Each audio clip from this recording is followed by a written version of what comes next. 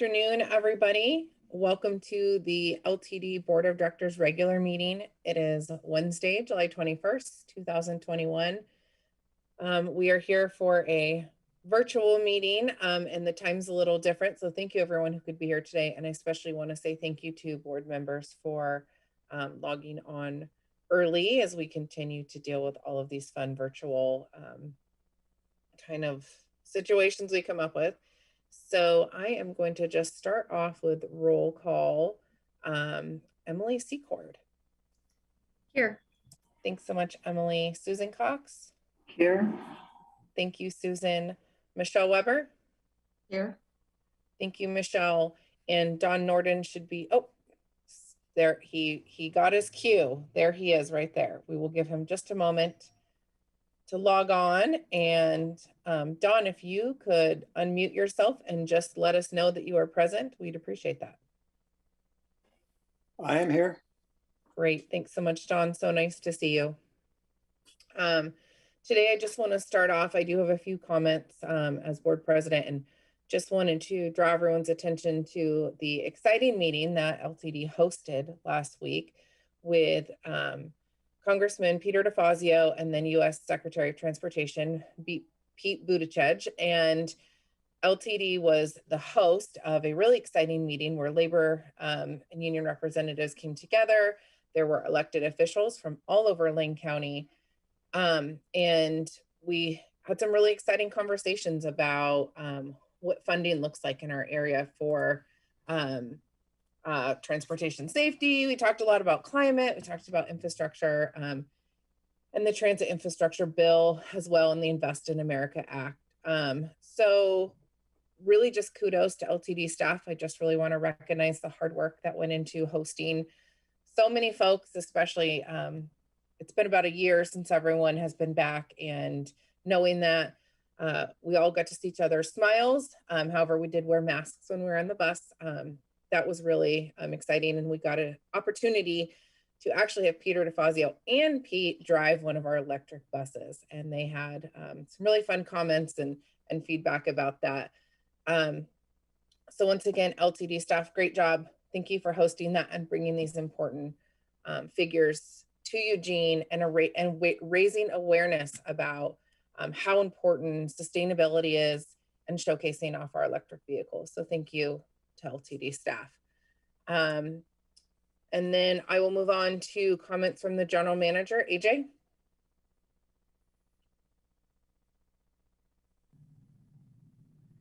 And everyone bear with us as we are learning some new technology tonight, please. Thank you, Board President Vargas. Yes, I wanted to start off by just noting that we are using a hybrid meeting version, testing it out so that when we resume in September, the board can make some decisions about and the AJ, hybrid. Since you're far away, can you speak up a little? It's hard to hear you. Okay, I normally speak loud as it is, but I guess today I'm being a little shy. So apologies for that. Today we're testing out hybrid technology so that the board can see how that works and make decisions about our meetings for the future. But I do want to make an announcement to you, President Vargas, to the board, to our audience listening in, and to our community. Today, I would like to publicly announce my resignation as LTD's general manager. It's been a privilege and an honor to have worked with LTD's dedicated transit professionals, our passengers, our business community, and the board of directors to find new and innovative ways to make public transit available to all. I want to take this opportunity to thank all of my LTD colleagues, our community members, for the last 5 years. If the board would allow me to continue and state a few more words so that I make sure that I recognize the hard work that's been done in the last 5.5 years. I'd like to say that I leave LTD stronger and better financially, strategically, and politically. With a team of professionals, we've led transformational projects, securing millions in state and federal funding, notably the West Eugene MX construction, the historic statewide transportation bill, the electronic fare system, 2 mobility on-demand pilots, our student and low-income pass that has been mirrored by many agencies after. And we have supported this community through a pandemic and earning the Springfield Chamber of the Pillar of the Community Award. We most recently purchased 30 electric buses, with the last awarded just a few months ago. And today I'd like to announce publicly that we received the Federal Transit Triennial Review that evaluates LTD in 21 regulatory areas. And it is an honor of a career to have 0 deficiencies. That means we came out with a perfect audit. And this is an accomplishment that most professionals will not see. And I hope this is a milestone for LTD, but it is not the last one, as I feel this agency really has produced in a stellar way. And tonight you will get the strategic business plan and a financial status of where the district is. And you will see that the agency's headed in a new and bright future. As you look forward, you will have many new projects, a new version of the comprehensive operational analysis, a mobility management strategy. You will be challenged with decisions about moving ahead and Main Street in the upcoming year. I want to encourage the board of directors to support the LTD team by staying strategically focused at a high level on customer satisfaction, employee engagement, community value, financial health, and environmental sustainability. And most of you would recognize that's our new strategic plan that's in draft form that will be presented. I ask that you embrace the values that have been developed by the employees and incorporated into our business plan. And I assure you this will enable the LTD board of directors and employees to serve the community for the next 50 years. I want to thank you for all of that and for allowing me to say those comments. So thank you.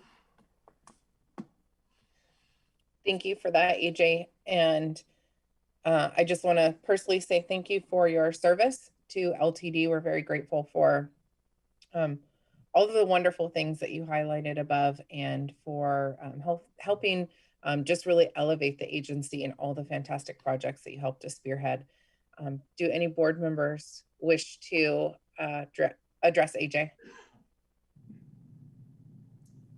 Thank you, AJ. Appreciate your time and efforts. Thank you. Thanks. AJ, wish you well in your new endeavors, and thank you for all you've done for our community. Thank you. Thank you. We've only worked together a short time on as board and general manager, but thank you for all that you have done, and for leaving LTD in such good shape. Well, AJ, I'm the last one on the board who hired you in the first place. I thought we did a good hire then, and I'm sorry to see you go now. I wish you were continuing on, but I wish you the best in your next endeavors. And I hope to have some interaction again at some future time. Good luck. And Thank you all. Thanks, Dawn. Thanks everyone for that input. Let's keep rolling on tonight. I just want to check to see if there are any announcements or additions to the agenda. Yes, I just want to note that there may be an addition to the agenda at the very end of the meeting upon the return of the board from executive session. Camille, it's just hard to hear you guys. Can you say that one more time a little louder? I'm so sorry. Oh yeah, let me move a little closer to the mic. That's better. Okay, good. I just wanted to add that upon return from executive session, there may be an addition to the agenda at the end of the board meeting tonight. Okay, thank you so much, Camille. And then anyone else? Okay, so with that, we will be moving on to the employee of the month, and I will turn it back over to AJ. Yes. And, so and remember, today, talk very loud. I will speak loud. Today, we want to recognize bus operator Angie. Mark, help me with the name, Vagnes. Bad with last names. She's been selected. Let me just say a little bit about her. She was hired in 2001, and she has received 13 Safe Driving Awards and 2 monthly value awards. Angie has been a valued part of our team, and let me see why I was not part of this one. I make the selections, but I get all the glory of being able to really highlight her. And there's some information about her. Mark, can you help me rest? I don't know if I want to go into some of that. Apologies, everybody. Trying to deal with the new technology is hard on our end, which is important why we're trying it out tonight.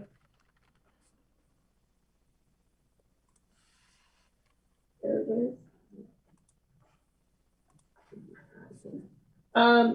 So we want to commend, most recently, Angie suffered a tragic loss of her son unexpectedly, and Angie wanted to come into work sooner than she was required to. We want to commend her for her resilience and for really doing an exceptional job, always being a source of strength to her coworkers and her attitude in the workplace. And we want to just acknowledge and give our condolences to her and her family, but also we want to recognize that despite the loss, that she has continued to do an outstanding job, and her attitude and really considering LTD a place where she can come during this time is important. So we just wanted to bring that to the board's attention, the quality of employees that LTD has here.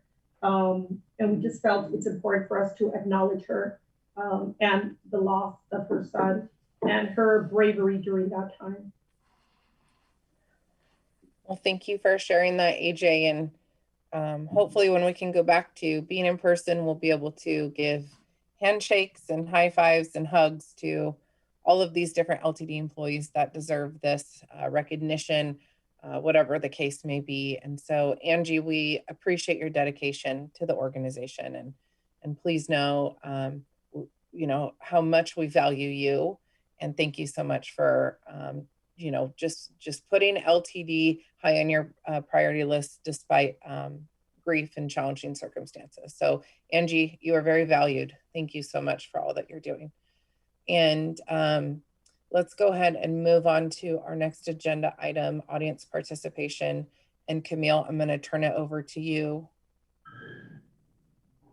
Thank you, Caitlin. I believe we will have audience participation tonight. So while we're waiting for anyone to raise their hand, I'll go ahead and read the instructions.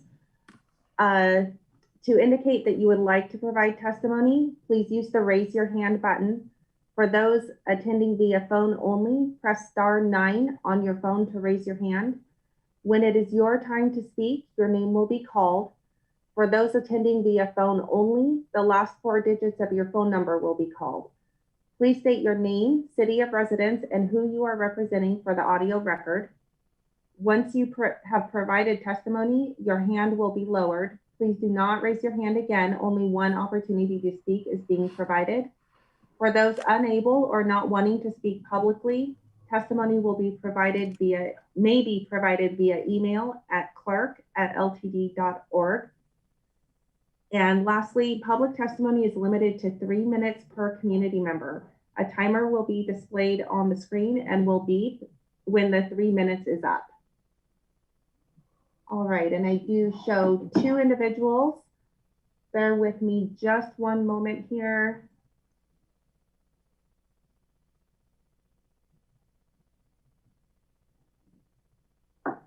Rob Seiko, you are first up. Give me just a moment to get the timer going. Thank you, Camille. Thank you, President Vargas, LTD board members, staff, and consultants. I am Rob Seiko, Executive Director of Better Eugene Springfield Transportation. Thank you for this opportunity to offer comments this afternoon on the strategic business plan. As a reminder, in late 2015, AJ took over as general manager from Ron Kilcoyne, who had recently resigned from LTD.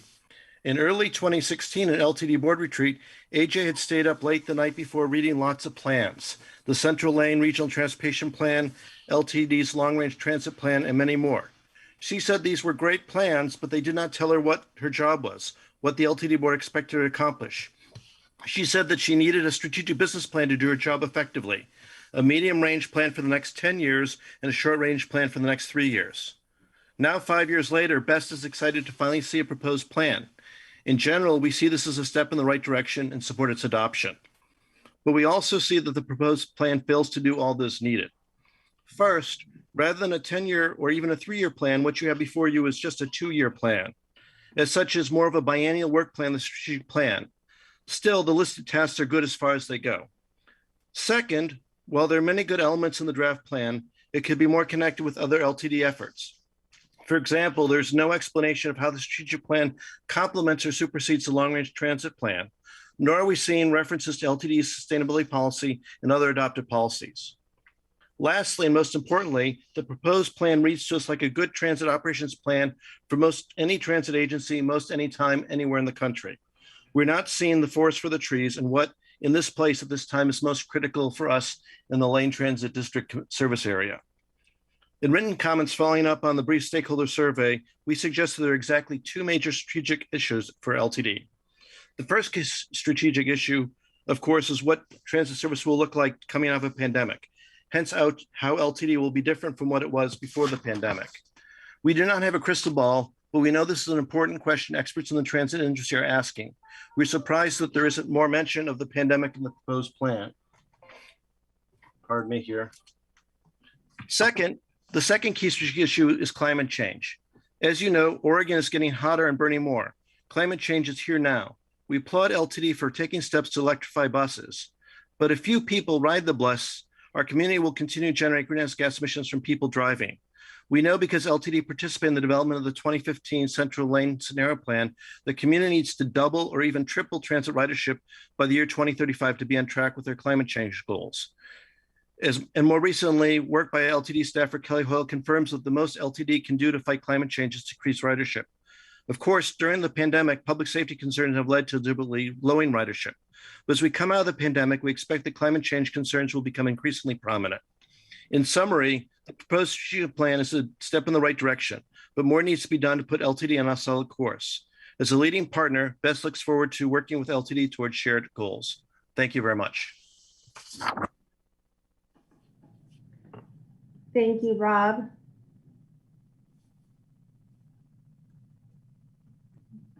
Next up, we have Bill. Give me just. Can you hear me? Yeah. All right. Thank you, Camille. You are good to go. All right. Thank you, LTD Board of Directors, for hearing from me. I'm Bill Bradley, Executive Board Officer for ATU 757. First, I wanted to acknowledge the great event that we had last week here at LTD.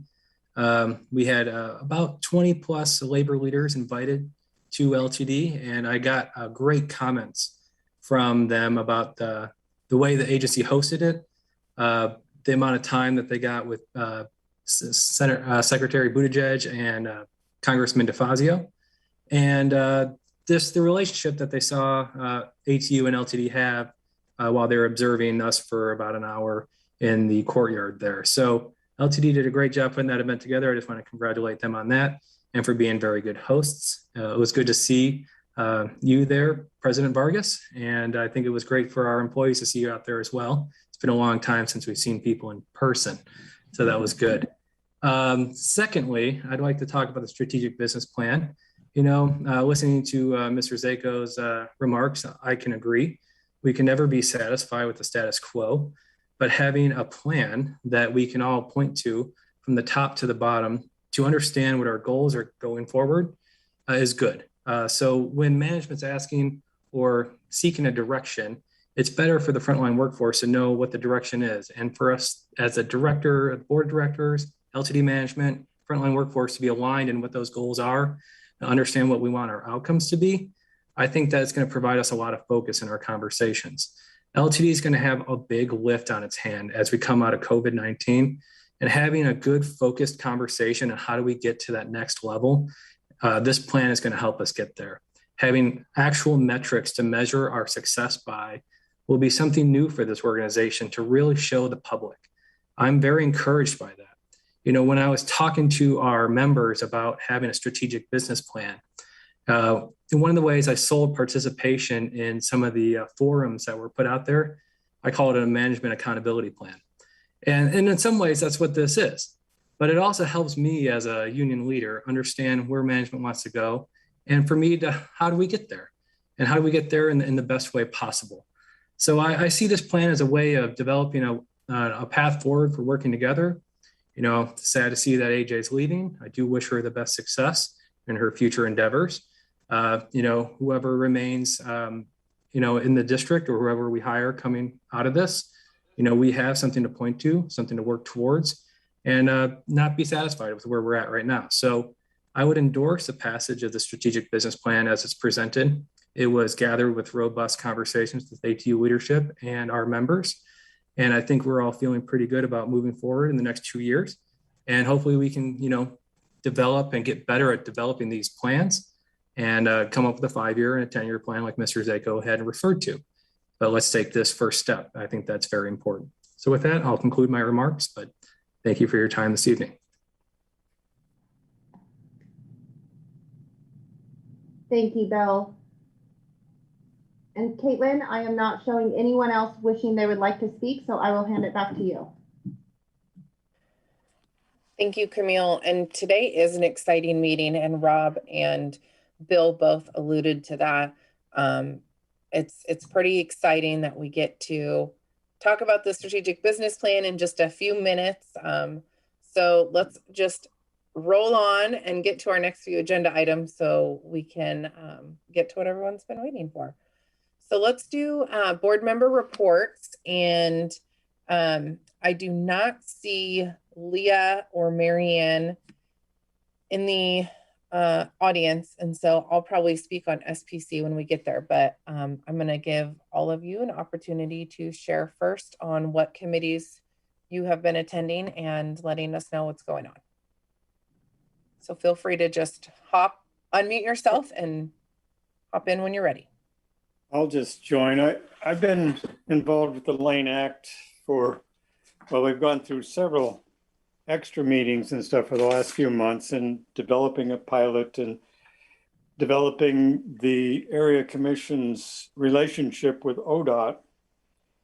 And it's been kind of slow and grinding, but what I'm seeing coming out of it is very encouraging that ODOT has actually been listening, and they're changing their orientation and putting more money into active transportation and micro mobility, less onto, you know, they still have the strong Fix-It program, but not so much in, you know, development for continuing the process that ODOT's been doing for years. The other thing, I just finished a 4-hour webinar this morning on rural transportation for autonomous vehicles. And in that, I saw a good opportunity with the program they had with the university, or Michigan State University, actually, a program they're doing there. There was a very good discussion about the possibilities there. It's not something that's going to happen this month or next year even, but in 2 years. And I think with this agency could get involved in now to be prepared to do something in 2 years or so when these programs are actually working. So I'll let that go for now. Thanks, Don, for that. Michelle, Susan, or Emily, any updates? The contract committee met and reviewed 3 contracts, 2 of which are in the consent agenda and 1 which is on the agenda for presentation. the two on the consent agenda were easy discussions, and I don't think we have any concerns about approval there. Perfect. Thank you so much for sharing that. Susan? Yes, I participated in the Moving Ahead Committee with City Council, and it was mostly sort of a checking in and starting up something that had been put on hold because of the pandemic, but it was exciting to just see it beginning again. So I also wanted to mention, Caitlin, I believe that Josh had a statement that he was hoping to have read today, just sort of a congratulations to him on his new appointment as well. This section is not the appropriate section to talk about that, but let me, let's circle back on that. So let's keep going with this agenda item, and let's see. For Strategic Planning Committee, like I said, both Leah and Marianne are not here today. The update obviously is that they made the formal recommendation to this board to approve the Strategic Planning Committee. And once again, just a great group of community members who really spent a lot of time and a lot of energy reviewing this, giving feedback, working with TransPro to modify the plan. And so I just want to recognize the time spent of that committee moving forward, because the purpose of the Strategic Planning Committee was to get this business plan, and now we've accomplished that. That committee will be moving to quarterly, and we will be holding officer elections next month. So that's really exciting. So we're looking forward to what the future holds for that committee. And then for the MPC, it was a really packed agenda this last month. We got a really great update for the Safe Routes to School. Oh gosh, you guys can read it in your board packet, but a lot was covered in this last meeting. And one reason it was so packed is we're actually going to take a recess in August. So there's no MPC meeting for August. It will return on September 2nd. Anyone else have board reports, updates? Okay. All right. So Michelle, thanks so much for that information. That was perfect regarding those contracts. That was the right spot to talk about that. So let's move on to the consent calendar. And if there's any discussion, I'd welcome that. Otherwise, if not, I'm open to a motion.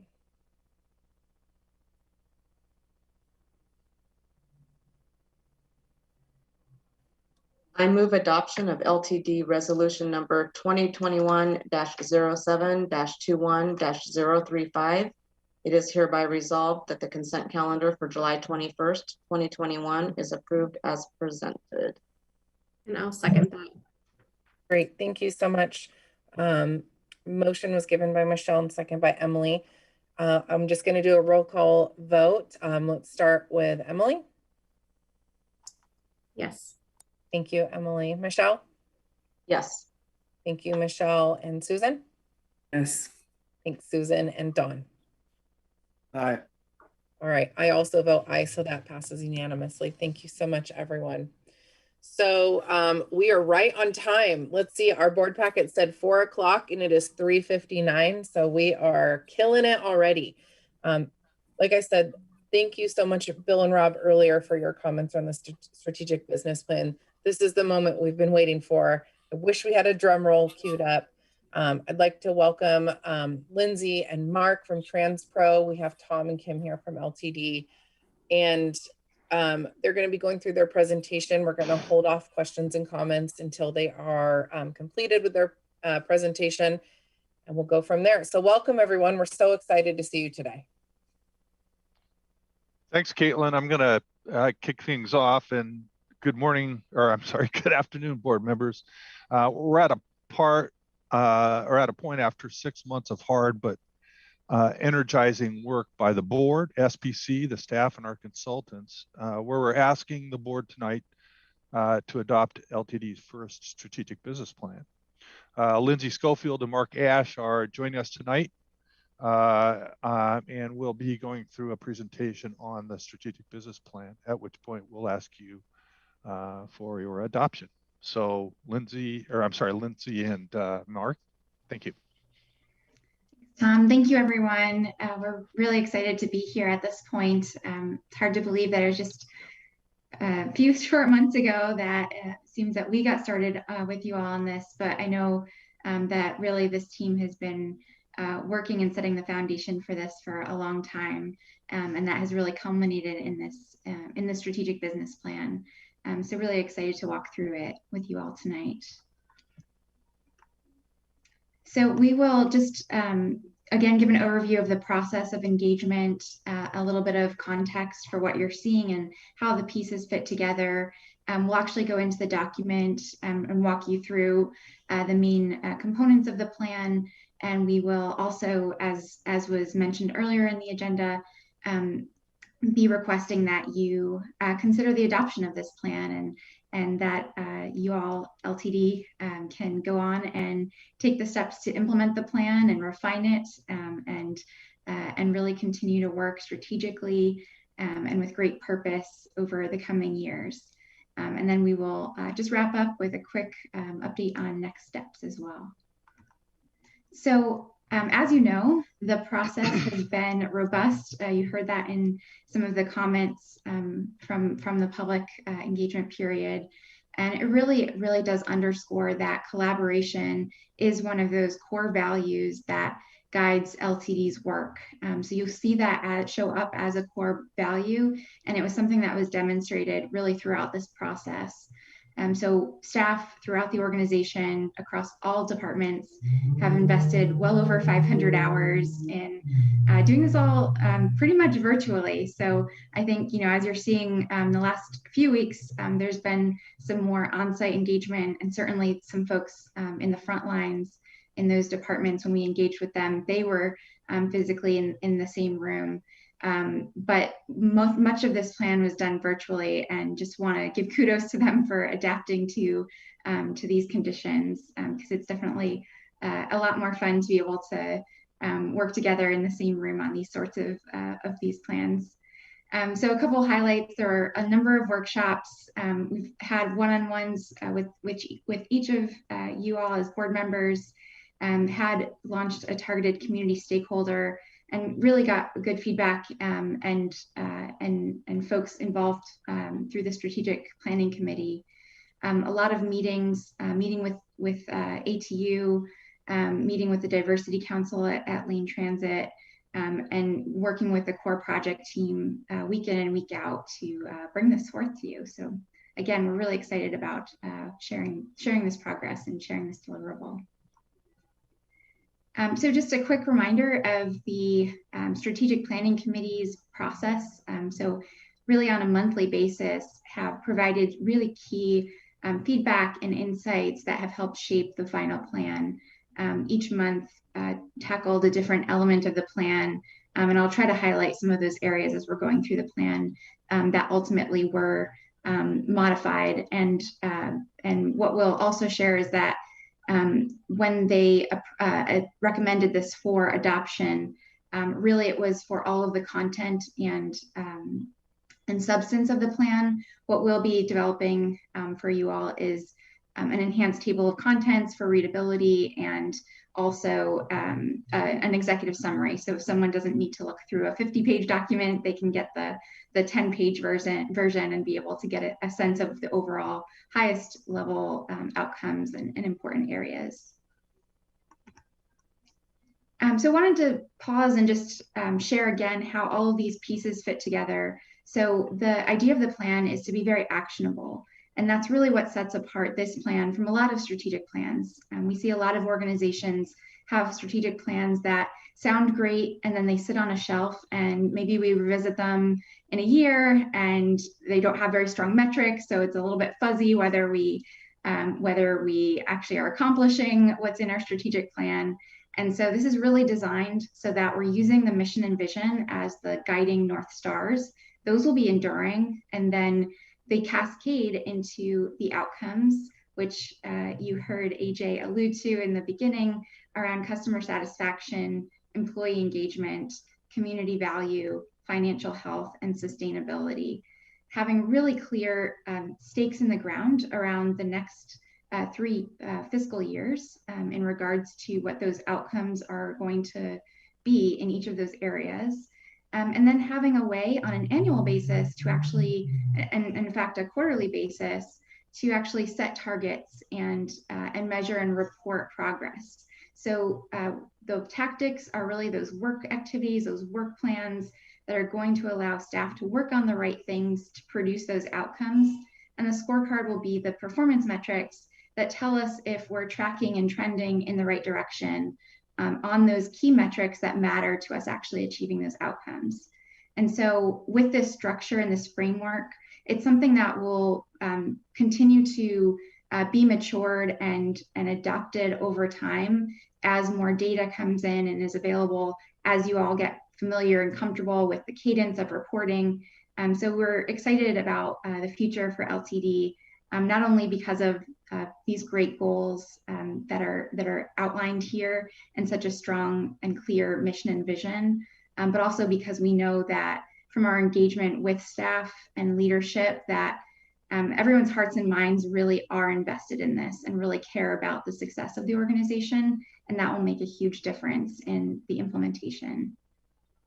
So with that, I'm actually going to switch over to the actual plan and walk us through that. So give me one moment.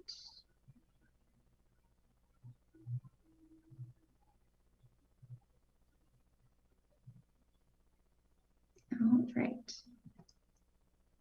So one of the cosmetic elements that will help with readability and navigation of the plan that will be incorporated into the very final version is more detail in the table of contents. That was something suggested at the SPC, and that's something that you'll see in the final plan that is available to the public on LTD's website. So we start with the introduction letter from the general manager.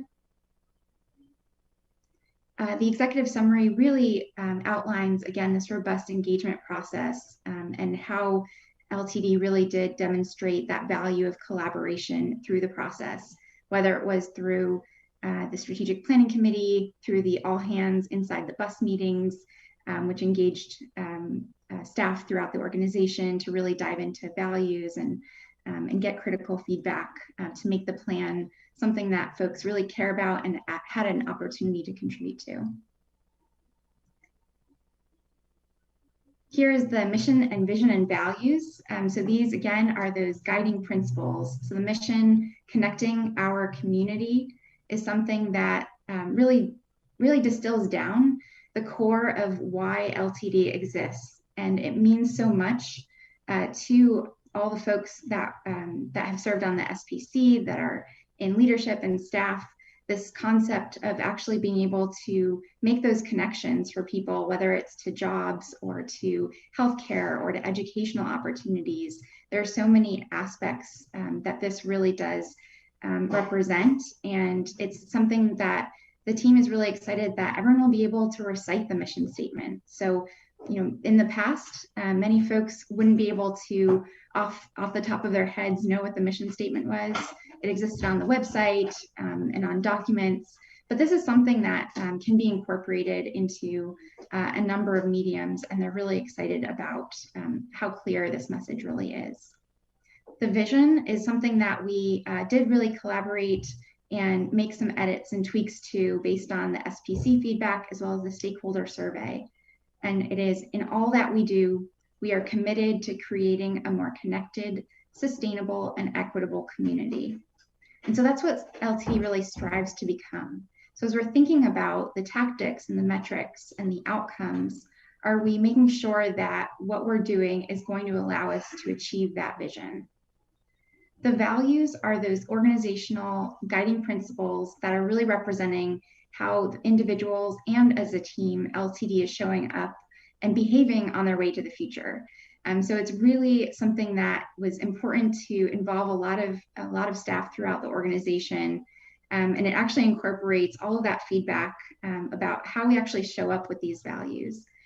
Something that we want to also highlight is, in particular, through the SPC engagement process and through the internal process at LTD, really came to refine the equity value in particular. So that is something that folks really did challenge the team to be thinking about, what are we precisely trying to achieve and communicate here? How do we want to show up? And so that value has ultimately reflected a lot of really great, thoughtful discussion and engagement. The other values that you see here are respect, integrity, innovation, equity, safety, and collaboration. The success outcomes, again, these are the really clear outcome statements that are quantitative, they're measurable. You'll have a clear sense of what LTD is seeking to achieve through the strategic plan for this time frame. So in customer satisfaction, this is earning a Net Promoter Score of 55%.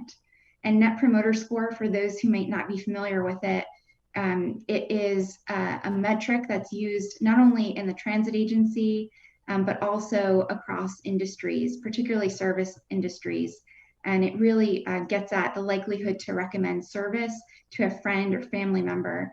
And what's really key about that is it's clearly tied to that customer loyalty. So not only is it an indicator of being able to retain really loyal, promoting customers, but also who are going to spread the word and build LTD's reputation in the community. Obviously, that will be important to growing ridership.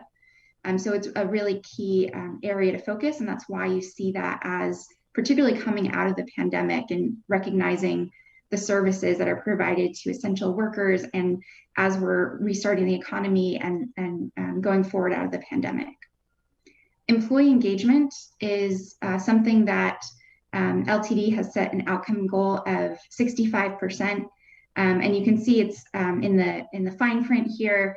This one is going to come from the employee survey and will incorporate multiple questions that really get at aspects of employee engagement in order to understand what are those key drivers that actually cause us to have an engaged workforce. And LTD is really committed to making sure they're supporting their employees. Employee engagement is something that was really important and heard throughout many of the work sessions throughout the departmental meetings. Community value is central, again, to what LTD does and the role that you all play in the community. So in this case, we're setting a goal to establish the baseline for the percentage of the community that believes we provide value, and then improve upon that by 5%. So recognizing that we don't have a good statistically valid representative baseline to work off of that's recent. So want to establish a way to do that going forward and continuously improve. Then next is financial health, achieving those 3-year rolling financial plan targets to make sure that LTD is still in a good position to be able to actually deliver on these other key projects and initiatives that are going to drive outcomes in customer satisfaction, employee engagement, community value, and ultimately sustainability. And then finally, sustainability. LTD has already demonstrated really strong performance in this area and commitment. And this outcome comes directly from that board adopted policy, but it's based on the 3-year projection of where LTD will be on that longer term commitment. So that is a reduction in greenhouse gas emissions of 70%. This next page really is intended to show how these are interrelated and interconnected. So obviously customer satisfaction can't be achieved in a vacuum. By delivering really excellent quality service, the community is going to have higher confidence and feel that the transit system is providing value to the community, and vice versa. So all of these areas, they're really interrelated, interconnected. We know if we work on certain tactics that they're not just going to impact one area. More than likely, they're going to have impact on across a number of areas. And all of that will work together for LTD to achieve its mission of connecting our community. So the plan is really organized for that structure in order to have an idea of the work activities and the metrics within each of these areas. But again, we recognize the nuance that they really are interconnected.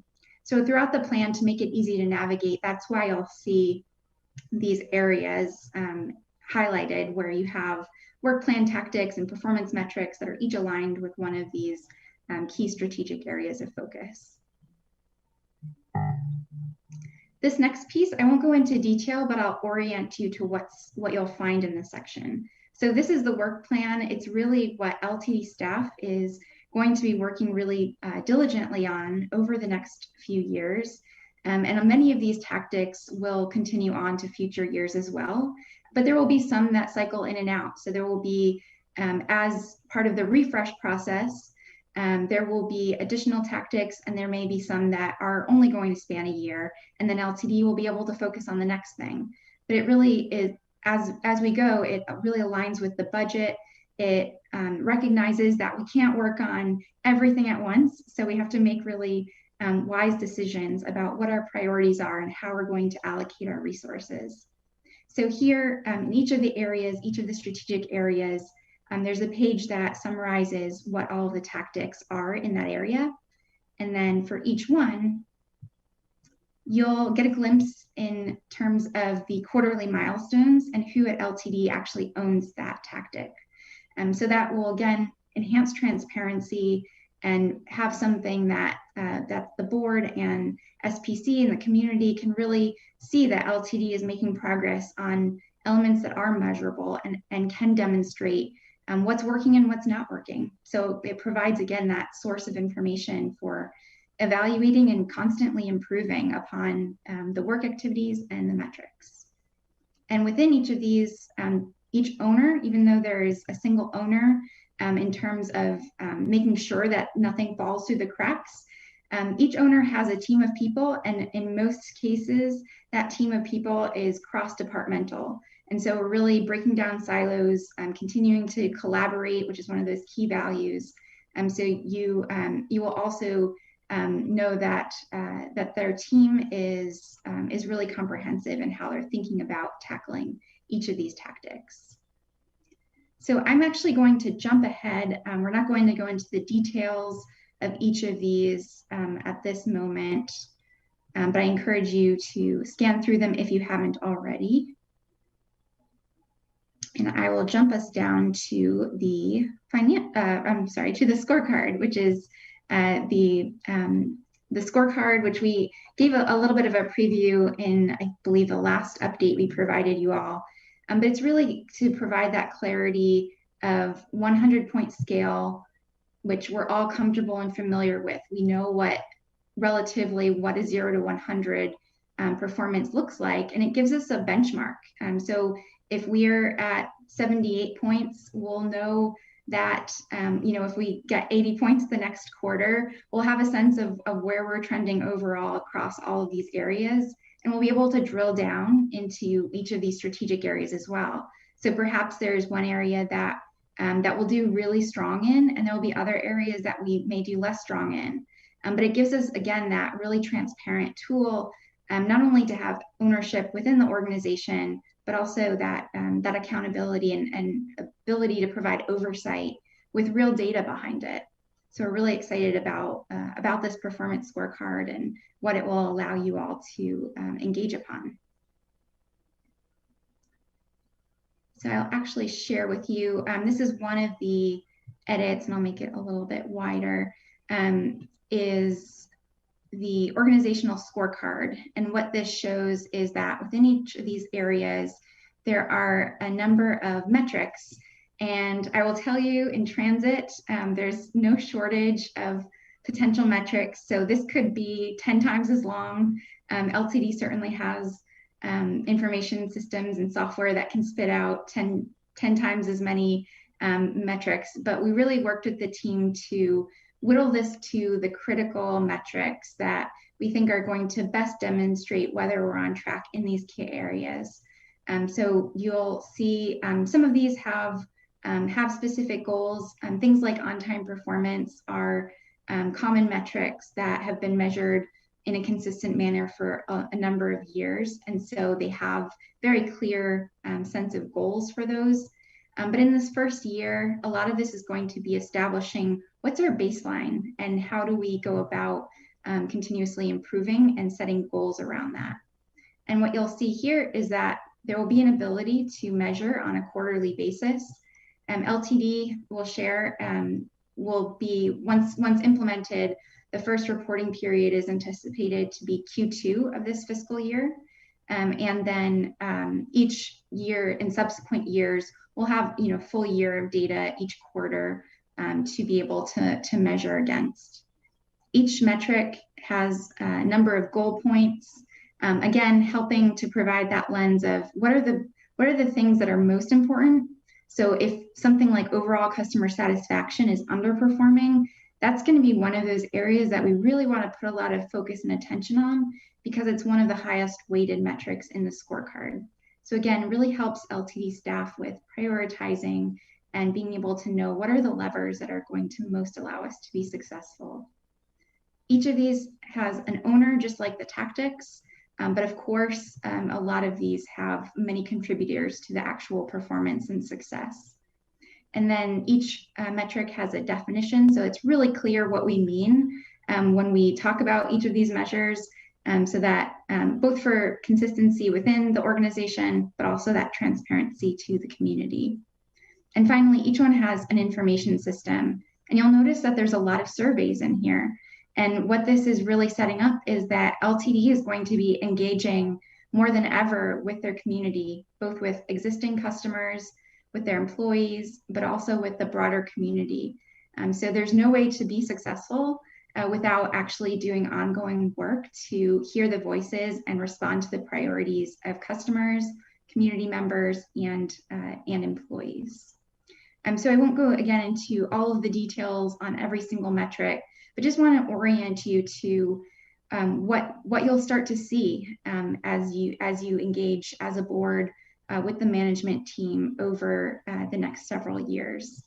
And with that, I'm actually going to switch back to the PowerPoint and reintroduce you to Mark Ash on our team, who you have met before, and he's going to share a little bit more about what's coming next. How does this actually get implemented, and how we've seen other agencies actually bring their plan to life, so you get a sense of really what's to come next.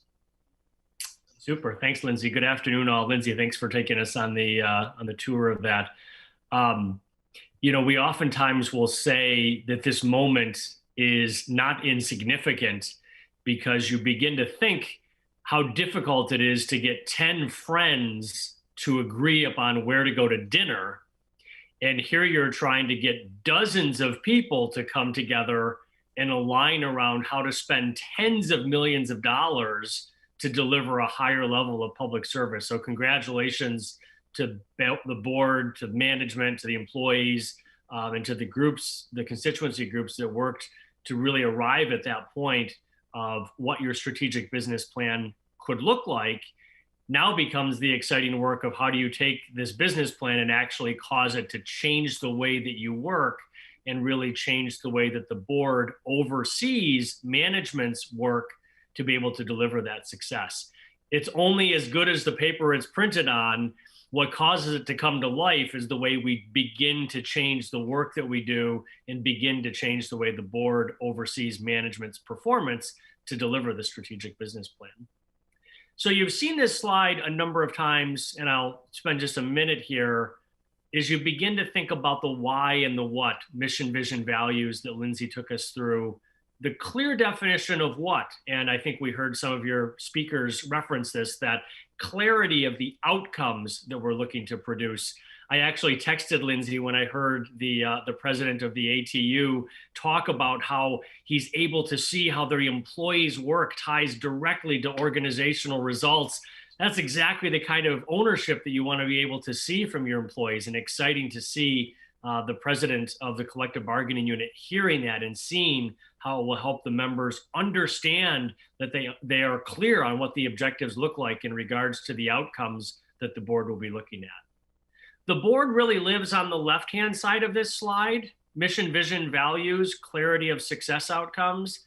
And on the right-hand side is where the board really hands the business plan off to the management team and asks them to put together a series of work activities, milestones, measurements, the employees who will be responsible for this, the ownership side. You heard at the end as Lindsay took the board through the specific employees that own those KPIs, the specific employees that own those work actions.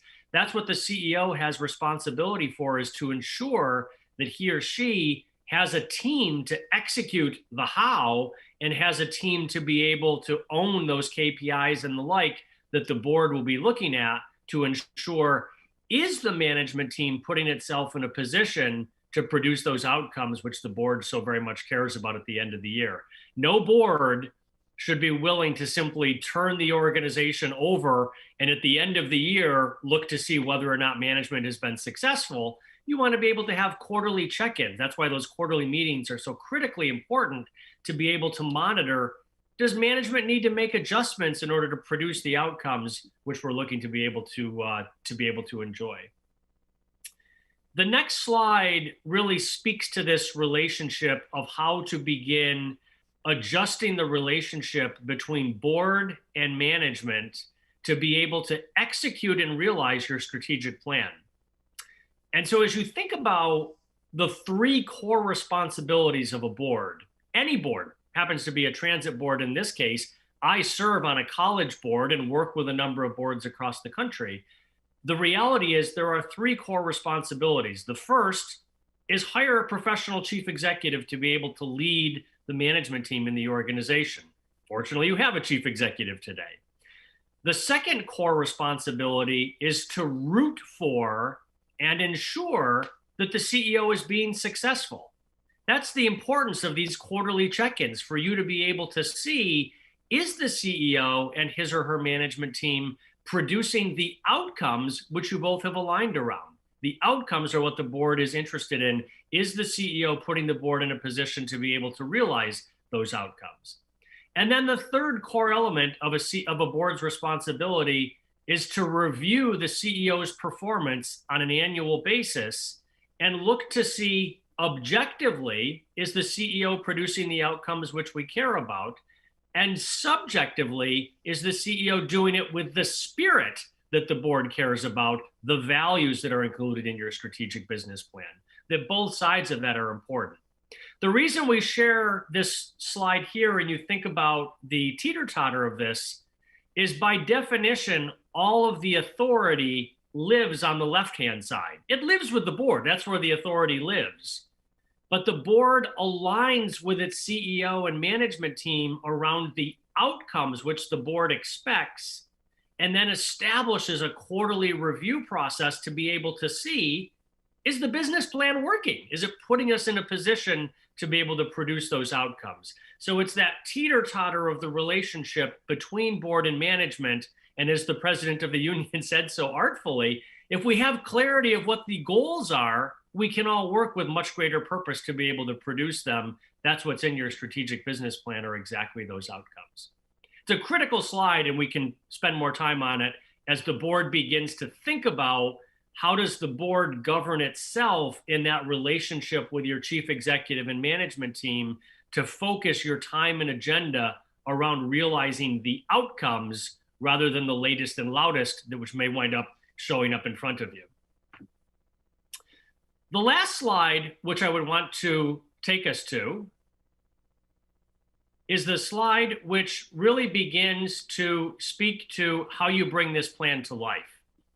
And so what we have presented you with is the plan itself. And so adopting the plan, which you'll consider this evening, is one element of that step. But this really goes to that second component of a board's core responsibility for being a board, which is to root for and ensure that the CEO is being successful. So you can see on the left-hand side, this is a performance scorecard, happens to be of another organization. Lindsay shared with you what your performance scorecard looks like and the results that you'll be seeing on a quarterly basis.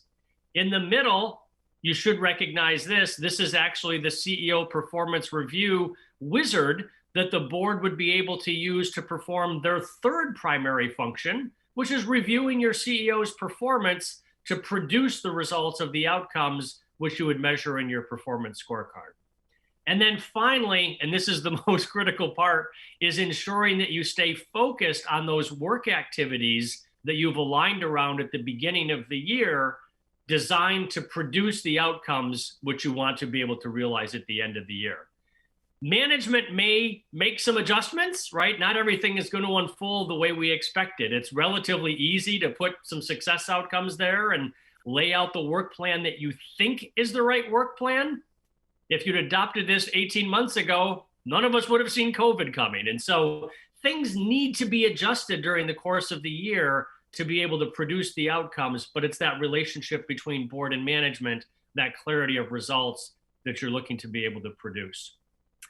So this would be how you would go about beginning to govern the board relationship with management, and the critical nature of that quarterly performance meeting to be able to see whether or not the outcomes which you have aligned around are so critical. I know that the management team that you enjoy today is thinking with great purpose about the importance of a quarterly performance management system, and also the information systems that will be necessary to populate those outcomes and the KPIs that are in place. And I know they're committed to having that in place by the end of the first quarter to be able to provide the results so that the board can provide its core responsibility of rooting for and ensuring that the CEO is being successful. So with that, Tom, I'm happy to throw back to you. We wanted to summarize in full context for the board and allow you to put a wrap on this and ask for board's consideration.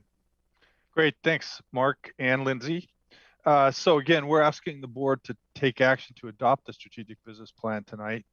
I'd ask if there's any questions that the board may have before taking that action, but you have a resolution 2021-07-21038 for that purpose for adopting.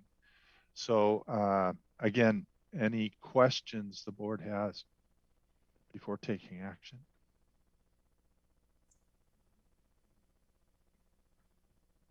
I'll go if nobody else has anything. My question is just, Mark, you heard a couple of the public comments regarding the time frame that's covered in this initial presentation, or I guess proposal.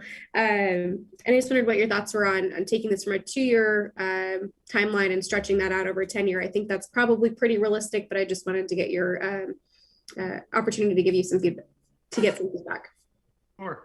So when I shared with you the sort of, we call it the Olympic ring slide with the why, what, how, who, as you think about the work plan that is necessary to be able to produce the outcomes which you ultimately care about, work plans by definition, there's a number of activities that are associated with them. They require funding.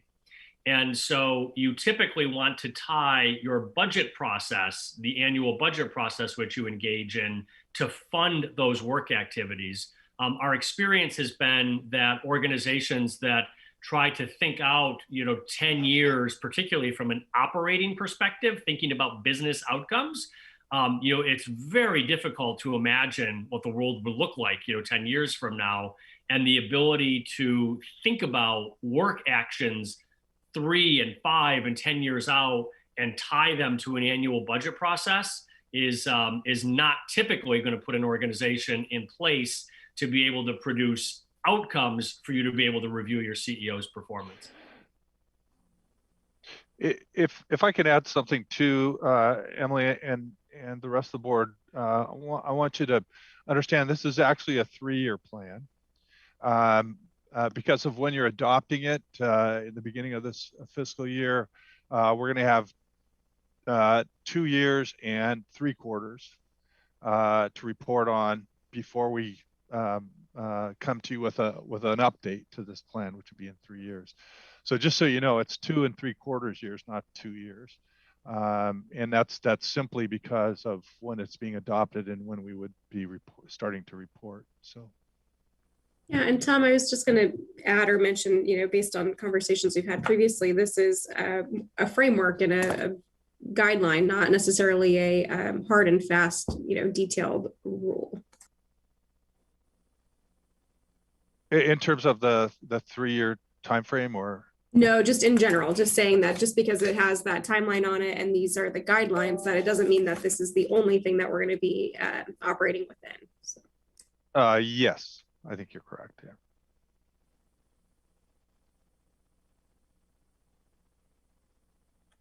Other questions?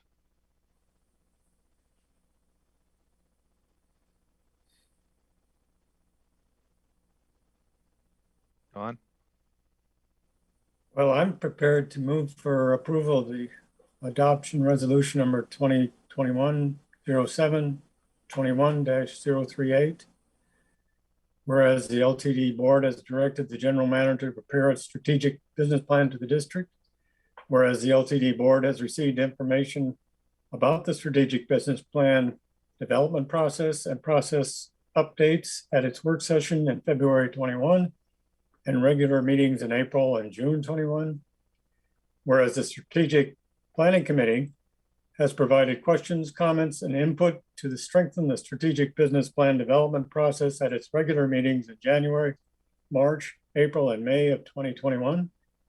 And whereas the strategic planning committee reviewed the draft strategic business plan at its meeting in June and provided formal recommendation to the LTD board to adopt the strategic business plan at its July 14th, 2021 meeting. Whereas there was extensive collaboration with the workforce to develop major elements of the plan, including agency values, key tactics, and scorecards. Now, therefore, be it resolved that the LTD Board of Directors adopts the fiscal years 2022 through 2024 strategic business plan as presented. Thanks, Don. Does anyone second his motion? I'll second. Thanks, Susan. All right, let's go ahead and move to a vote. Let's start with Emily Secord. Aye. Thanks, Emily. Michelle Weber. Aye. Thanks, Michelle. Susan Cox. Aye. Thank you, Susan. And Don Norden. Aye. Thanks, Don. And I, Caitlin Vargas, also vote aye. So that passes unanimously. All right. Well, thank you, everyone. We want to say thank you for your hard work and getting us to this point. We're so excited to see what this next 2 3/4 years hold for LTD. So any thank you or comments from board of directors would be welcome. Otherwise, just please know how much we value your time spent on this. Well, I'd just like to commend the strategic planning committee, the other members, the people in the agency. I mean, like it said at the beginning of the plan, 500 hours of work to get this thing to this point.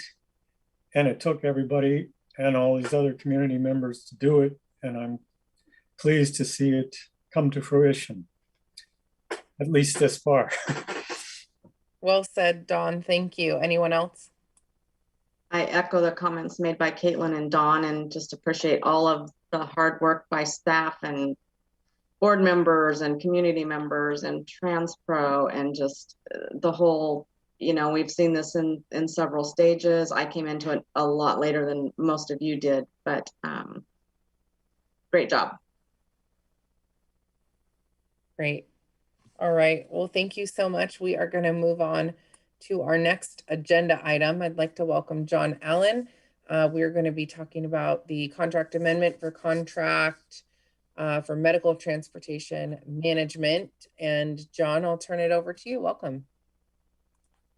Wonderful. Thanks, everyone. Can you hear me okay and see the screen I have shared? Wonderful. I see nods and thumbs up. So hello, members of the board. I'm John Allen, LTD's Accessible Services Program Manager, and today I'm going to be presenting information regarding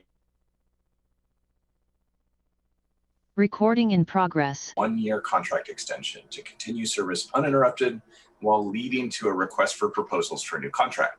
This recommendation is before you in the form of a draft resolution, which is in your packets.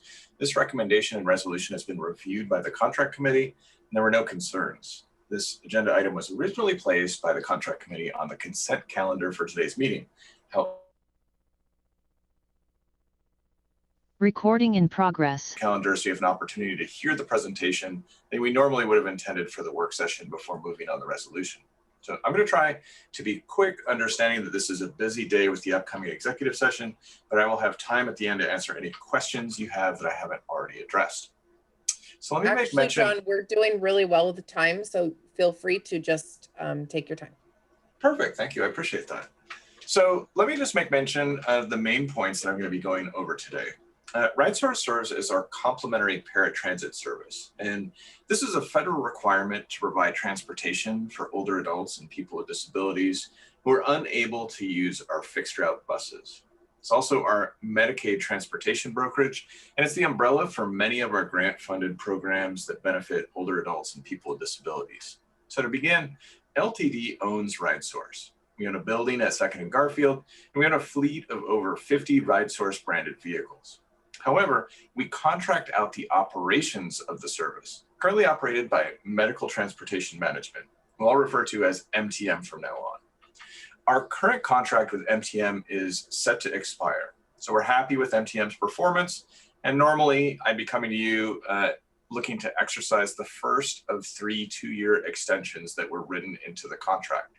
However, due to changes in Oregon and Lane County, the nature of the service we're providing has changed since we first put the contract out for bid. This means we'll need to rebid the service. MTM has agreed to terms for a 1-year extension while we go through that procurement process. I'm going to be describing the service and the extension for you today.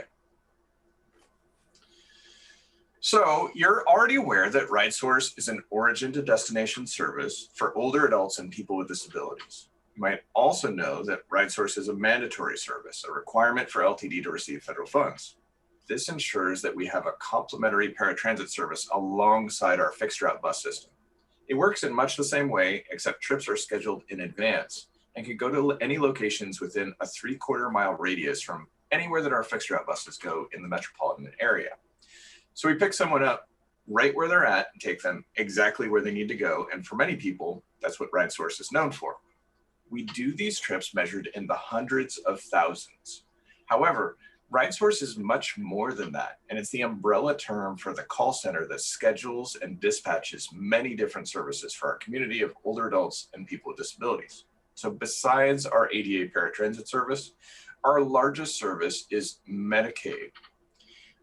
It's non-emergent medical transportation. And as with anybody, when someone receiving Medicaid benefits has a medical emergency, they should call 911.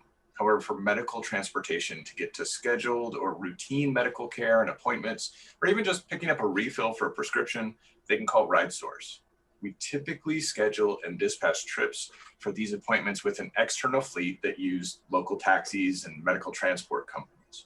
In 1 month, we can do tens of thousands of trips, which can add up to nearly $1 million in taxi trips every month, supporting people's access to medical care. We get reimbursed for the cost of these trips through Medicaid via coordinated care organizations, which I'll call CCOs. And in Lane County, we currently have 2 CCOs, Trillium and Pacific Source. We also regularly do a couple $1 million of waivered and DD53 transportation annually. These are work trips for people with developmental disabilities and trips authorized by Senior and Disability Services. And we receive reimbursement through the Department of Human Services to provide these trips. We also provide specialized transportation through RideSource, such as behavioral health transportation through Whitebird Clinic and recreational trips for the Hilliard Center and Willamette Lane. We also support individuals who have the option and desire to travel independently through gas mileage reimbursement for eligible trips. We even have a volunteer escort program through Senior and Disability Services, which provides gas mileage reimbursement for volunteers who transport people in rural areas for these trips. So I'm beginning to feel a little bit like somebody from an infomercial, because I keep saying, but wait, there's more. But we do. We provide preschool transportation to the Pearl Buck Center for children of adults who identify with cognitive or developmental disabilities. Studies have shown that if we can regularly bring these kids to preschool programs, they'll maintain parity with their peers throughout the rest of their academic career. Otherwise, they tend to fall behind. But wait, there's more. We also have a shopper shuttle, which takes groups of older adults on a social outing to a neighborhood market to get groceries. We'll even help them with their bags and have a place to store their frozen food. But wait, there's more. We also have services which specifically help transport veterans, and we even have a crucial connections program where we have discretion to transport someone when no other program applies. During unforeseen events like the wildfires and pandemic, this program can be vitally important. All of these things happen through RideSource. And we also have a shop for our vehicle fleet and a great team of mechanics that works on them. As you can see, it takes the efforts of a whole community to make this service happen. Even at the most granular level, our work is highly collaborative with community partners. Let's take, for example, when someone first hears about RideSource and wants to know whether they can even use the service. First, they're directed to call RideSource directly, where we ask for their contact information and we schedule an assessment. So we start out by doing an assessment of their functional abilities. And in non-pandemic times, that means we set someone out to meet with them in person to discuss their needs and see how we could best meet them. In short, if someone isn't able to ride the fixed route bus due to age or disability, generally that means we'll transport them using RideSource, which picks someone up right where they're at, takes them exactly where they're going. To do these assessments, we team up with the experts, professional assessors trained at Senior and Disability Services, Alternative Work Concepts, and Whitebird Clinic. So we even go out of our way to ensure that whenever possible, we send an assessor with expertise relevant to this community member's needs. It means if someone faces barriers due to a developmental disability, we'll make sure they meet with someone with years of experience doing travel training at Alternative Work Concepts. Someone has questions relating to behavioral health, we'll make sure to connect them with one of our assessors at Whitebird Clinic. This ensures that we're able to offer programs customized for individual riders while maximizing their ability to travel fully and independently. We work with partners at all levels, and it would take many more slides to list them all. Naturally, we work at the federal and state level and also alongside local nonprofits and transportation organizations. We also have welcomed feedback from the community and convened work groups that include riders and consumers of our services and our never-ending attempts to do more and do better for our community. It take a long time to describe all of the interconnected relationships that make up RideSource, but I think you get the idea that we do a lot. So our current contract with Medical Transportation Management began in June of 2017 following a public procurement process. The rates that we agreed to at that time noted two different costs we would expect to incur. First, there are fixed costs. These are administrative costs that don't change from month to month. So like clockwork, every month, I get a bill for $264,592.17 to cover our contract employee salaries and the related costs for running the RideSource call center, including scheduling and dispatching trips. We also get a bill that changes based on utilization rates called variable costs. For this, we get billed $22.67 for every trip we make. And I'll note that since ADA paratransit is a mandated requirement, we're responsible for funding every trip request we get. And at best, when budgeting, we estimate roughly how many trip requests we'll get throughout the year. So we set terms for this contract to expire on August 31st, 2021, unless an amendment granting an extension is authorized. We've been planning and pleased with the performance of RideSource, and our paratransit service has admirably served our community well throughout the pandemic. Normally, I'd be coming before you with a routine 2-year extension to the current agreement. However, since 2017, there have been some fundamental changes in the way that RideSource service is provided. The most significant changes include Oregon Health Authority's addition of a second coordinated care organization in Lane County, PacificSource, which started on January 1st, 2020.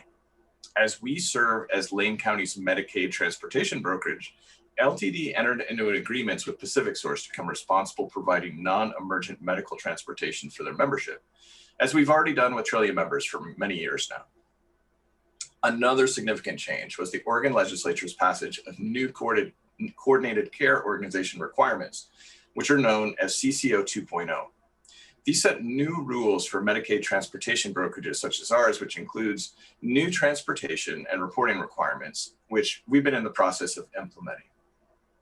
There have also been some significant changes in the ways we do business due to the pandemic. These include leading trips to vaccination sites and reducing the number of shared rides we are capable of due to social distancing. We've also heard that recruiting and retaining employees such as drivers and call takers has been more challenging on both the internal and the external fleets. So we negotiated with our contractor for terms to cover these changes, including the CCO 2.0 requirements during a 1-year extension while we solicit bids for a new contract. These terms are for fixed costs at $361,266 per month and variable costs at $29.54 per trip. The total value of the contract extension is valued at $8,027,695, and we would extend the contract through August 31st of 2022. So why a 1-year extension rather than simply exercise the options as we originally laid out in the contract? Well, quite simply, this is a procurement requirement. All the changes I mentioned were not part of the original scope of work that was bid when Medical Transportation Management was awarded this contract. So our procurement team has advised that a new public solicitation is required. We plan to revise the scope of work accordingly and solicit bids for a new contract beginning in the following fiscal year. However, to continue current service uninterrupted while we pursue that procurement process, we will require a 1-year extension, which is what is proposed in the enclosed resolution.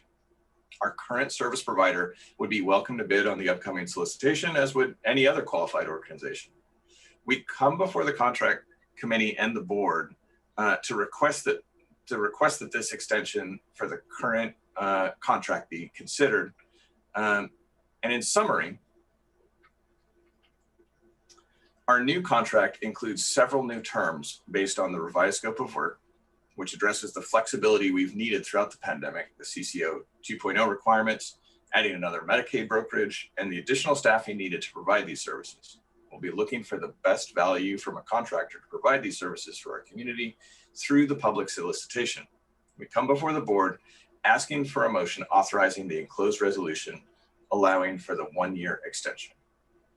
So with that, I want to hold space if there are any questions regarding RideSource services or any upcoming changes to our contract.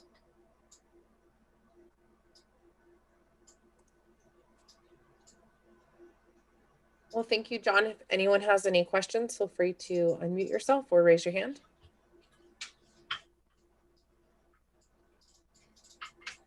This is what happens when you thoroughly explain RideSource, is there's no questions because you covered all of it so well. So, all right, last chance for any questions before I ask for a motion. All right. I move approval of resolution number 2021-07-29-039. Approval of amendment to contract to 2017-01 for services between Lane Transit District and Medical Transportation Management, Inc. Thank you so much, John. Is there a second? I'll second. Thanks, Emily. All right, let's do roll call vote. Emily? Aye. Thanks, Emily. Michelle? Aye. Thank you. Don? Aye. Thanks, Don and Susan. Aye. Thank you, Susan. And I also vote aye. So that passes unanimously. Thank you. Thanks, John, for taking the time to talk to us today. And thanks for all your work around RideSource. And it's such a valuable part of our community. So please pass on our appreciation to your team as well. I'll certainly do that. Thanks to everyone. Thank you. All right, let's move to the next part of our agenda. And let's see, we're doing well with time. So next up, we have written reports. And I'd like to open up to board members if you have any questions. I did want to also say to Teresa Brand, thank you so much for your kind of extensive coverage of all the stuff going on in marketing. And I know there's a lot of work moving from TouchPass to UMO. So thanks for letting us know what that process looks like and the plans around that. Do board members have any questions on the written reports that were provided to us?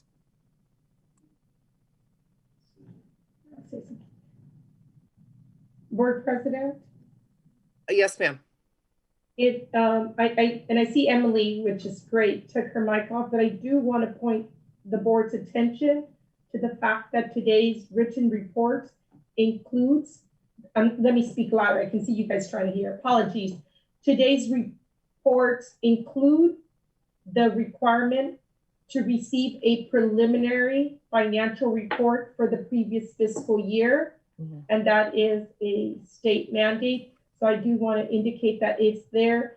And Christina is available should you have any questions, since I know that's been an area of interest to the board. But if there's not, I think Christina did an amazing job at explaining it, then there's no need for that. And before closing, if I can maybe assist the board in facilitating the next steps whenever the executive session is called. But I definitely want to make sure that we address the financial reports if there are any questions about that. Thank you for bringing that up, AJ. And thank you to Christina for, of course, providing those monthly. We know that even though it's only required biannually, we appreciate the monthly report. So who has any questions or observations that they would like to ask or share? Go for it, Emily. I just wanted to briefly touch base with Christina. There was a 17-page PowerPoint as part of our handouts for the board packet. And I feel like I understood all of it, but I just wanted to see if Christina could just give us a really high level view of her thoughts as she was putting this together for us. Maybe things that stuck out that were concerning or potentially concerning, things that look really healthy and that we should feel good about. That would be really helpful just for a 2-minute summary if possible.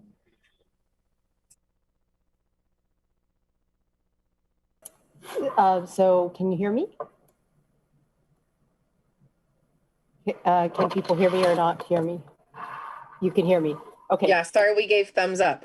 I guess that wasn't helpful. And I when they were moving me over, I didn't hear what Emily asked, but I thought at the very end when I did join the call, I thought she said she just wanted me to summarize what the year. Is that what I heard, or did I hear something different? Yeah, Christina, that's perfect. Just a couple minutes. I was thinking, your highlights is what was going well, and maybe any areas that you want to draw to our attention, especially just, so 17 pages of data. So it might be helpful just to call out a couple highlights. Sure. So this is my slide that has the highlights. And so basically we've been very fiscally conservative. And, it's been a global pandemic. There's been a lot of instability, but the district has taken a lot of steps starting in March 2020 to reduce our organizational costs through the modified Health First service schedule, which provided for essential services, and it also restored service as needed in the safe and responsible way. And then the fiscal year 21 budget, if you recall, that was conservatively budgeted using a worst case multi-peak unemployment scenario. And fortunately, that didn't come to pass. And then our fiscal year 22 budget continues to make conservative assumptions around the recovery of the payroll taxes and fares from ridership. And then we have the long-range financial plan to move the district from the reliance on the federal dollars for operations to a level of service which is sustainable with only fixed and annual incoming resources. So basically the fares, the passes, the payroll taxes, that type of thing. And we are on track for that. The goal with all of our funds is to make sure that the resources cover the expenditures and that the operating reserves are equal to or higher than what we budget. And that the expenditures and transfers are at or below the appropriated budget amounts. And based on our preliminary projections for fiscal year 21, all of our funds will meet the goals that I just described. Our projections show that resources will cover expenditures in all funds and that our operating reserve will end higher than what we budgeted. Our cash on hand as of June 30 shows our cash balance up 1.4 million over the last fiscal year. And although our operating revenues will end 3.3 million below budget as a result of the reduced ridership and the suspension of fares from March 2020 through March 2021, the expenditures in the general fund are projected to be below budget by 5.9 million, which is primarily the result of that Health First service schedule. And then all the expenditures in the other funds are also projected to be below budget. And then the detail behind this is in the appendix, which is in all the slides that come after that. So that's kind of like the high level summary of how the highlights of the fiscal year 21 preliminary results. The actual results that you'll receive will be in January or February timeframe, where they will provide the audited results from the auditors after they've gone through everything. And as you recall, last year we received a really clean audit result. Thank you, Christina. That was really helpful. I think it's really important to touch base on this stuff. Even though the highlights are here, it's great to just get a few extra thoughts from you. So appreciate that time. Thank you.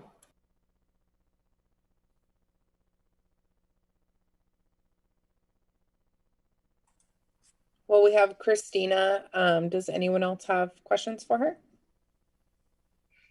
Christina, is there any means of really seeing how the CARES Act money came through? I mean, we got 25 million once, or 11 million another time. I mean, just reading it, you do a good job of allocating everything. It's just hard from the outside to see, well, what happened to that? How did it get absorbed, and how much is still left to be accrued, and all of that?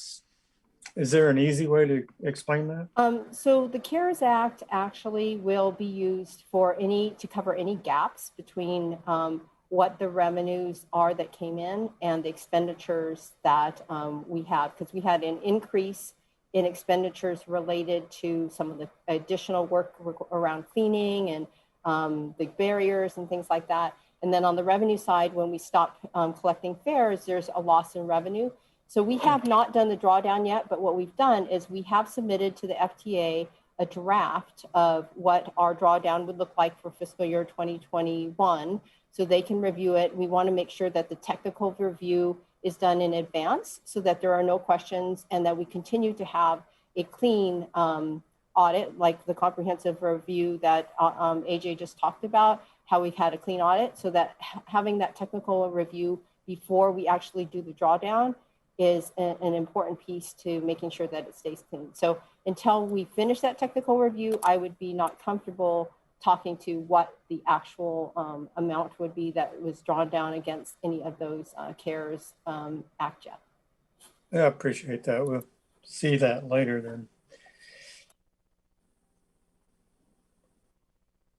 All right, great question, Dawn, and thank you so much, Christina.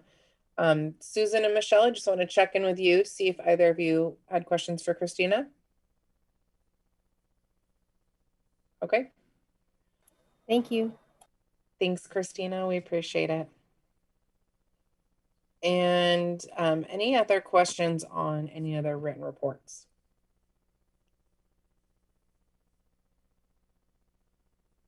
Okay, not seeing any at this time. I just want to give, well, before we adjourn and we give some instructions on what's next with the executive session, AJ, was there anything else that you wanted to add before we talk about our next steps for executive session? Yes, I just want to announce for audience members, since we are testing out technology and things could get a little confusing, I want to make sure the audience and the board understands the next steps. So the LTD Board of Directors has an executive session scheduled for 5:30. And they will come out of executive session and may add an agenda item. If they deliberate towards a decision, they would make that decision in the regular board meeting after returning. Because of that, what will happen now is the board could move to enter into executive session, but at 5:30. So the audience will just be placed on hold, and the LTD Board of Directors will be having access to a separate link to go into executive session.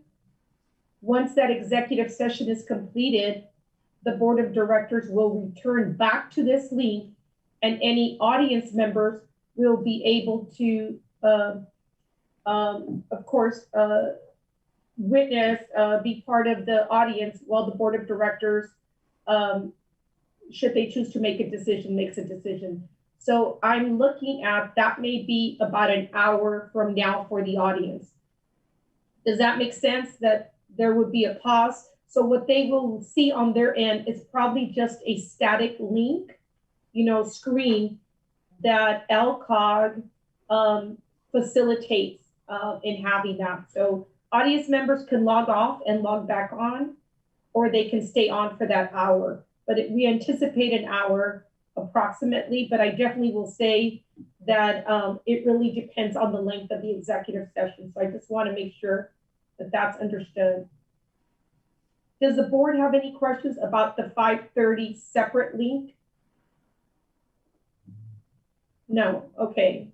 So 5:30 for the board and an anticipated 6 o'clock for the audience. But we do want to say, if you're interested in viewing that, it could be a little bit longer, but it could be a little bit shorter. So I just want to make sure the audience understands if they're interested. The safest thing would be to stay logged on, just to be safe in case they want to do it. But apologies for that. We're trying to navigate technology in this virtual world. So apologies for any misunderstanding on that. So we are not going to adjourn this meeting until after the executive session has concluded. That's correct. So what it will look like is just taking a recess until just before 5:30. And then Caitlin, you will read the executive session script and take a motion to move into executive session, and then the board will use the separate link and the rest of the steps that were lined out. So I know, just one last time to repeat what Camille said, we have to move from this public session into an executive session. So you will, all board members on this call, you can turn your screens off and you can mute and come back at 5:25. And then at 5:30, we will move into executive session with a separate link. And then after that executive session concludes, if there's an item to vote on, we will come back to this link. Does that make sense? Okay, if it doesn't, text or call or do whatever you need to do, and we will help. Okay, so thank you so everyone for the meeting this evening, and I will see everyone back at about 5:25. And feel free, like I said, just turn your camera off and mute, and come back when it's time. Thanks, guys. Thank you. That was helpful.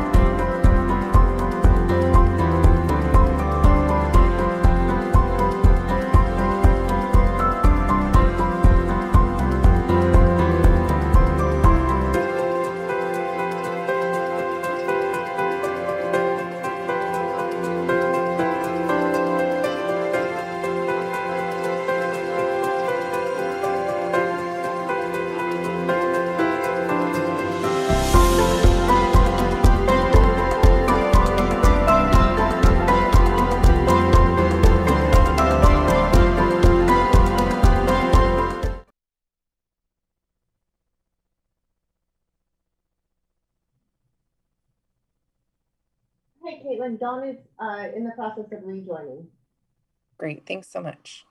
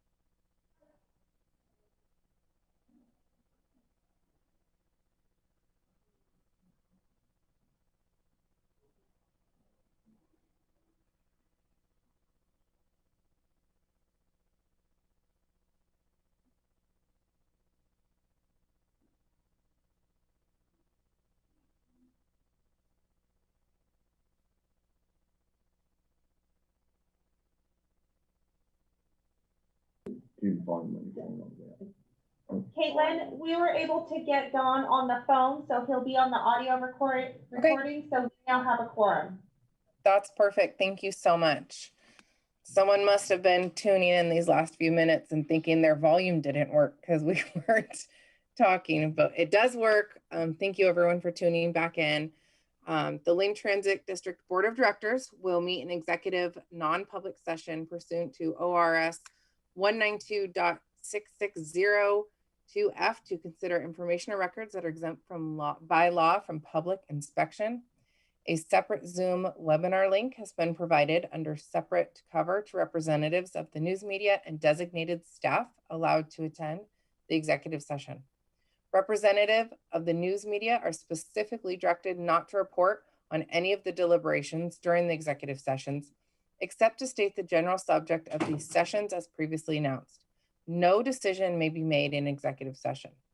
This executive session is expected to last approximately 30 minutes.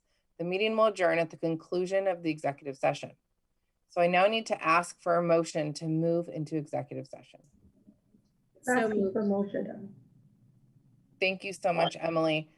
And roll call vote to move into executive session. Is that right? Do you need a second? Oh, sorry. I thought Michelle seconded. I'll second. Okay. Dawn, do you vote to move into executive session? I do.